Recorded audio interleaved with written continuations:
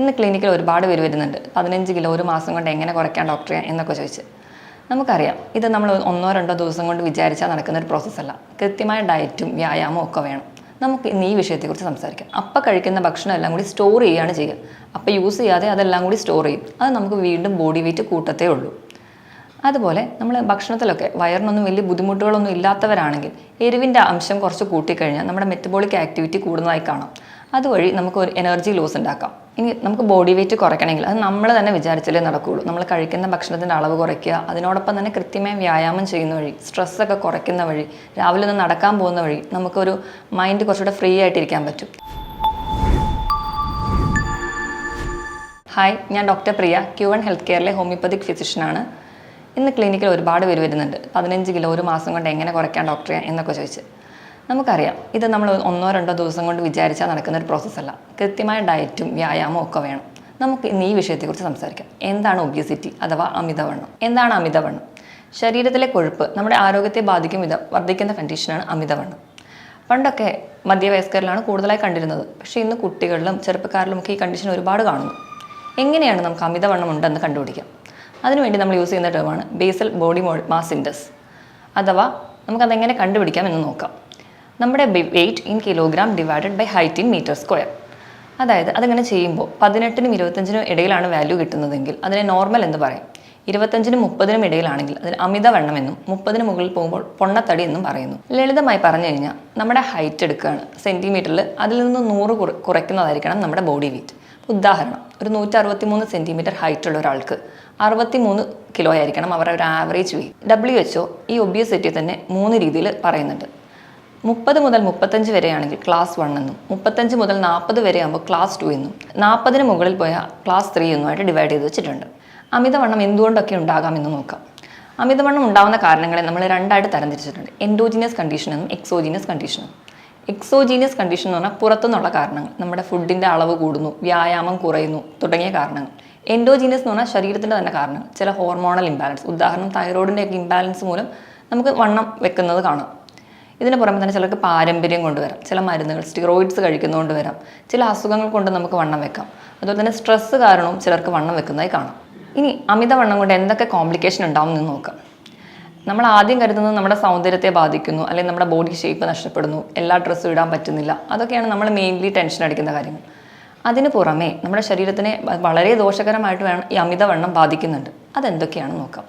First one, diabetes. അമിതവണ്ണമുള്ളവരിൽ 5 മുതൽ 6 ഇരട്ടി chance ആണ് സാധാരണ ഒരാൾക്ക് ഉണ്ടാവുന്നതിലും ഡയബറ്റിസ് ഉണ്ടാവാനുള്ള ചാൻസ്. രണ്ടാമത്, ഹൈപ്പർ ടെൻഷൻ, BP കൂടുന്നതായി കാണാം. മൂന്നാമതായിട്ട് കൊളസ്ട്രോൾ വരുന്നതായി കാണാം. ഇങ്ങനെ അമിതവണ്ണമുള്ളവരിൽ BP, കൊളസ്ട്രോൾ, പ്രമേഹം എല്ലാം ഒരു കോംപ്ലക്സ് ആയിട്ട് നിൽക്കുമ്പോൾ നമ്മളതിനെ മെറ്റബോളിക് സിൻഡ്രോം എന്ന് പറയുന്നു. ഇതിനോടൊപ്പം തന്നെ നമ്മുടെ ശരീര വെയിറ്റ് കൂടുമ്പോൾ നമ്മുടെ സന്ധികൾക്ക് നമ്മുടെ ശരീരഭാരം താങ്ങാൻ പറ്റാതെ സന്ധിവാദവും അല്ലെങ്കിൽ സന്ധിവേദനയൊക്കെ കാണുന്നു. അതോടൊപ്പം തന്നെ നമുക്ക് സ്ട്രോക്ക് ഉണ്ടാവാനുള്ള ചാൻസ്, ഹൃദ്രോഗത്തിനുള്ള ചാൻസ് കൂടുന്നു, വെരിക്കോസ് വെയിൻസ് വരെ ഉണ്ടാവാനുള്ള ചാൻസസ് കൂടുന്നു. അതുപോലെ PCODക്കുള്ള ചാൻസും ഈ വണ്ണം തന്നെയാണ് കാരണം. പലരും പറയും, എനിക്ക് PCOD ഉള്ളതുകൊണ്ടാണ് ഞാൻ തടി വെക്കുന്നത്. പക്ഷേ അങ്ങനെയല്ല, തടി വെക്കുന്നത് കൊണ്ടാണ് PCOD ഉണ്ടാകുന്നത്. നമ്മുടെ ശരീരത്തിൻ്റെ വണ്ണം കൂടുമ്പോൾ നമ്മുടെ ശരീരത്തിൽ ഇൻസുലിൻ റെസിസ്റ്റൻസ് ഉണ്ടാവുകയും അതുവഴിയാണ് നമുക്ക് PCOD ഉണ്ടാവുന്നത്. ഇനി നമുക്ക് അമിതവണ്ണം എങ്ങനെ കുറയ്ക്കാം, എങ്ങനെ മാനേജ് ചെയ്യാമെന്ന് നോക്കാം. ആദ്യം തന്നെ പറഞ്ഞല്ലോ, ഒരു മൂല കാരണം നമ്മൾ കഴിക്കുന്ന ഭക്ഷണത്തിൻ്റെ അളവ് കൂടുതലും അതുപോലെ നമ്മുടെ എക്സസൈസ് കുറയുന്നതുമാണ്. അപ്പം നമുക്ക് ഇതിലൊരു ചേഞ്ച് വരുത്തണം. നമ്മൾ കഴിക്കുന്ന ഭക്ഷണത്തിൻ്റെ അളവ് കുറയ്ക്കുക, അതുപോലെ തന്നെ എക്സസൈസ് കൂടുതലായി ചെയ്യുക. ഇങ്ങനെ നമുക്ക് നമ്മുടെ ബോഡി വെയിറ്റ് കൺട്രോൾ ചെയ്യാവുന്നതേ ഉള്ളൂ. ആദ്യം തന്നെ നമുക്ക് ഫുഡിൽ എന്തൊക്കെ മാറ്റം വരുത്താമെന്ന് നോക്കാം. നമ്മുടെ ഭക്ഷണത്തിൽ അന്നജത്തിൻ്റെയും കൊഴുപ്പിൻ്റെയും അളവ് കുറയ്ക്കുക, പകരം നമുക്ക് പ്രോട്ടീൻ കൂടുതലായിട്ട് ഭക്ഷണത്തിൽ ഉൾപ്പെടുത്തുക.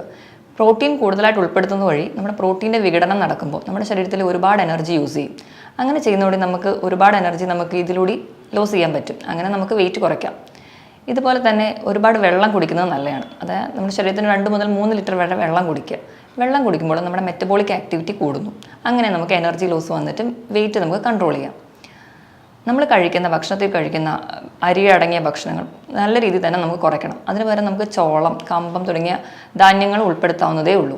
ഭക്ഷണത്തിൽ പ്രോട്ടീനോടൊപ്പം തന്നെ വെജിറ്റബിൾസും ഫ്രൂട്ട്സും കൂടുതലായിട്ട് ഉൾപ്പെടുത്തുക. പിന്നെ നമ്മൾ ഭക്ഷണം കഴിക്കുമ്പോൾ സ്കിപ്പ് ചെയ്യാതെ കഴിക്കാൻ ശ്രദ്ധിക്കുക. ചിലരൊക്കെ വെയിറ്റ് കുറയ്ക്കാൻ വേണ്ടി ഒരു നേരം പട്ടിണി കിടക്കാമെന്ന് വിചാരിക്കും. അങ്ങനെ നമ്മൾ ഭക്ഷണം കഴിക്കാതിരിക്കുമ്പോൾ നമ്മുടെ ശരീരത്തിൻ്റെ മെറ്റബോളിക് ആക്ടിവിറ്റി കുറഞ്ഞിരിക്കുകയാണ്. അത് കഴിഞ്ഞ് ഉടനെ നമുക്ക് നല്ലപോലെ വിശക്കുമ്പോൾ നമ്മൾ വീണ്ടും ഭക്ഷണം കഴിക്കും. അപ്പോൾ നമ്മുടെ ശരീരം എന്താ ചെയ്യുന്നതെന്ന് വെച്ച് കഴിഞ്ഞാൽ അപ്പം കഴിക്കുന്ന ഭക്ഷണം എല്ലാം കൂടി സ്റ്റോർ ചെയ്യുകയാണ് ചെയ്യുക. അപ്പം യൂസ് ചെയ്യാതെ അതെല്ലാം കൂടി സ്റ്റോർ ചെയ്യും. അത് നമുക്ക് വീണ്ടും ബോഡി വെയിറ്റ് കൂട്ടത്തേ ഉള്ളൂ. അതുപോലെ നമ്മൾ ഭക്ഷണത്തിലൊക്കെ വയറിനൊന്നും വലിയ ബുദ്ധിമുട്ടുകളൊന്നും ഇല്ലാത്തവരാണെങ്കിൽ എരിവിൻ്റെ അംശം കുറച്ച് കൂട്ടിക്കഴിഞ്ഞാൽ നമ്മുടെ മെറ്റബോളിക് ആക്ടിവിറ്റി കൂടുന്നതായി കാണാം. അതുവഴി നമുക്ക് ഒരു എനർജി ലോസ് ഉണ്ടാക്കാം.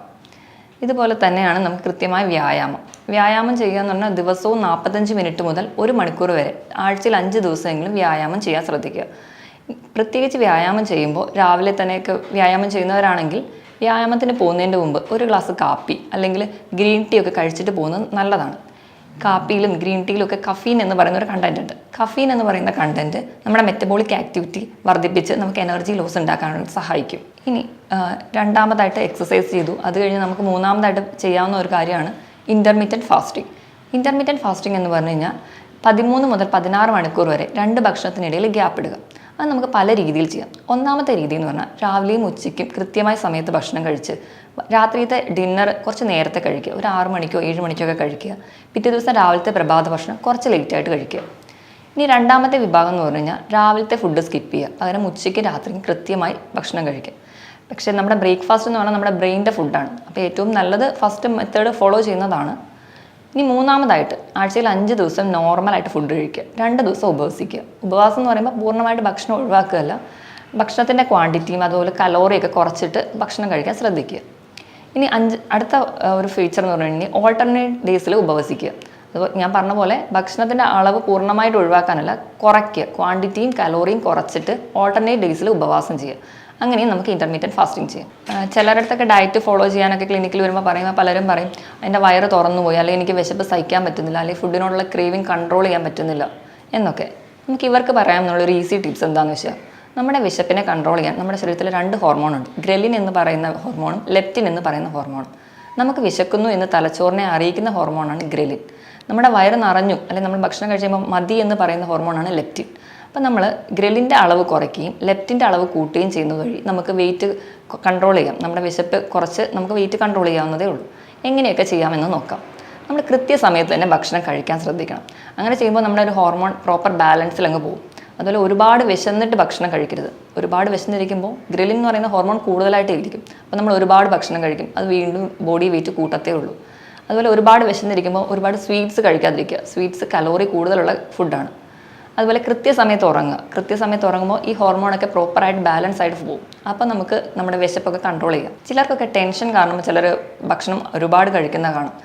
ഇതെന്താണെന്ന് വെച്ചിട്ടുണ്ടെങ്കിൽ ടെൻഷൻ ഉള്ളപ്പോൾ നമ്മുടെ ലെപ്റ്റിൻ എന്ന് പറയുന്ന നമുക്ക് വയറ് നിറഞ്ഞു എന്ന് പറയുന്ന ഹോർമോൺ ഫംഗ്ഷൻ ചെയ്യത്തില്ല. അപ്പോൾ അവർക്ക് വയറ് നിറഞ്ഞൊരു സെൻസേഷൻ തോന്നില്ല, ഭക്ഷണം കഴിച്ചുകൊണ്ടേയിരിക്കും. അങ്ങനെ പൊണ്ണത്തടി വെക്കുന്നവരും ഉണ്ട്. ഇതുപോലെ ചില ഭക്ഷണങ്ങൾ കഴിക്കുകയാണെങ്കിൽ നമുക്ക് ഈ ലെപ്റ്റിൻ്റെ അളവ് കൂട്ടാൻ പറ്റും.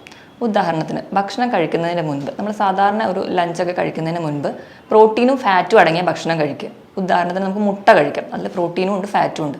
ഭക്ഷണത്തിന് ഒരു 15 മിനിറ്റ് മുമ്പ് ഒരു മുട്ടയൊക്കെ കഴിക്കുകയാണെങ്കിൽ ഈ ലെപ്റ്റിൻ്റെ അളവ് കുറച്ച് കൂടുതലായിട്ട് ഉൽപ്പാദിപ്പിക്കുന്ന കാണാം. അതുപോലെ കഴിക്കുമ്പോൾ ഭക്ഷണം നല്ലോണം ചവച്ചരച്ച് കഴിക്കുകയാണെങ്കിൽ നമുക്ക് വയറ് കുറച്ചുകൂടി പെട്ടെന്ന് നിറഞ്ഞ പോലെ തോന്നും. അതുപോലെ ഭക്ഷണം കഴിക്കുന്നതിന് മുൻപ് 2 ഗ്ലാസ് ഒരു ഇളം ചൂട് വെള്ളം കുടിക്കുക. അതുപോലെ ഒരു ബൗൾ സാലഡ് കഴിക്കുക. അതിനൊരു 15 മിനിറ്റ് ശേഷം മാത്രം ഒരു ലഞ്ച് കഴിക്കുക. ഇങ്ങനെയൊക്കെ നമുക്ക് ഫുഡിലൂടെ ഒരു പരിധി വരെ വെയിറ്റ് കുറയ്ക്കാം. നമ്മൾ എക്സസൈസ് ചെയ്യുന്ന കാര്യം പറഞ്ഞല്ലോ. അപ്പോൾ അതിൻ്റെ കൂടെ തന്നെ നമ്മൾ ചെയ്യുമ്പോൾ മെയിൻലി ഹീറ്റ് ബേൺ എക്സസൈസ് ചെയ്യുക. ഹീറ്റ് ബേൺ എക്സസൈസ് എന്ന് പറഞ്ഞാൽ 45 മിനിറ്റ് ഒരാൾ നടക്കുകയാണെങ്കിൽ അവസാനത്തെ 1-2 മിനിറ്റ് ഒന്ന് ഓടുക. അപ്പം നോർമലി നിന്ന പ്രോസസ്സിൽ നിന്ന് ഒന്ന് ശരീരം കുറച്ചുകൂടെ സ്പീഡപ്പ് ചെയ്യുമ്പോൾ നല്ല രീതിയിൽ നമ്മുടെ മെറ്റബോളിക് ആക്ടിവിറ്റി കൂടുന്നു. അങ്ങനെ നമുക്ക് ഊർജ്ജം കുറയുന്നു. അങ്ങനെ നമ്മുടെ ബോഡി വെയിറ്റ് കൺട്രോൾ ആവുന്നു. ഇങ്ങനെയൊക്കെ ചെയ്യുന്നവരെ ഒരു പരിധി വരെ നമുക്ക് നമ്മുടെ ബോഡി വെയിറ്റ് കൺട്രോൾ ചെയ്യാൻ പറ്റും. അതുപോലെ മറ്റ് കോംപ്ലിക്കേഷനിലൂടെ ശരീരം പോവാതിരിക്കാനും പറ്റും. ഇനി നമുക്ക് ബോഡി വെയിറ്റ് കുറയ്ക്കണമെങ്കിൽ അത് നമ്മൾ തന്നെ വിചാരിച്ചാലേ നടക്കുകയുള്ളൂ. നമ്മൾ കഴിക്കുന്ന ഭക്ഷണത്തിൻ്റെ അളവ് കുറയ്ക്കുക, അതിനോടൊപ്പം തന്നെ കൃത്യമായി വ്യായാമം ചെയ്യുന്ന വഴി, സ്ട്രെസ്സൊക്കെ കുറയ്ക്കുന്ന വഴി, രാവിലെ ഒന്ന് നടക്കാൻ പോകുന്ന വഴി നമുക്കൊരു മൈൻഡ് കുറച്ചുകൂടെ ഫ്രീ ആയിട്ടിരിക്കാൻ പറ്റും. ഇതിനോടൊപ്പം തന്നെ എന്തെങ്കിലും കോംപ്ലിക്കേഷൻസ് ഒക്കെ വരാതിരിക്കാൻ വേണ്ടി നമുക്ക് ഹോമിയോപ്പതിയിൽ ഫലപ്രദമായ ചികിത്സ ലഭ്യമാണ്. മറ്റൊരു വീഡിയോയിൽ വേറൊരു ഹെൽത്ത് ടോപ്പിക്കുമായിട്ട് വീണ്ടും കാണാം. Thank you.